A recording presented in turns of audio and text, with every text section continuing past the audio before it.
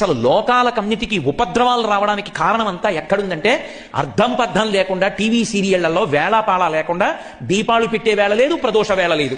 సాయంకాలం అయ్యేటప్పటికీ పెద్ద రచయితలమని చెప్పి వీళ్ళు బయలుదేరి అక్కర్లేని మాటలు చెప్పించడం, మంగళసూత్రాల మీద చేతులేయించడం, కోట్ల మంది దాన్ని చూడడం.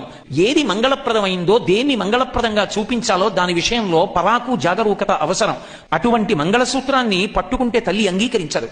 కానీ కడుపున పుట్టినటువంటి బిడ్డడు అమ్మకిచ్చేటటువంటి బహుమానం ఏమిటి అంటే 1కి 100 మాటలు అమ్మ మెడలో మంగళసూత్రాలే పట్టుకుంటాడు. అమ్మ వాడికి పాలిస్తుంటే వాడు అమ్మ మెడలో మంగళసూత్రాలు పట్టుకుంటాడు. అమ్మ ఎవ్వరినీ అంగీకరించదు. కానీ కడుపున పుట్టిన బిడ్డ కష్టపడి జననం ఇచ్చింది, వాడికి పాలిస్తోంది, వాడు మంగళసూత్రం పట్టుకుని ఆడుతున్నాడు. అయినా వాడి వేలు కూడా చెనకదు. పూల పొట్లం విప్పినట్టు జాగ్రత్తగా వేళ్లు విప్పి ఆ చేతిని ముద్దు పెట్టుకుని మంగళసూత్రాలు వాడికి దొరకకుండా లోపలికి వేసేసుకుంటుంది తప్ప తన మంగళసూత్రం పట్టుకున్నాడని పిల్లాన్ని చెనకుతుందా? చెనకదు.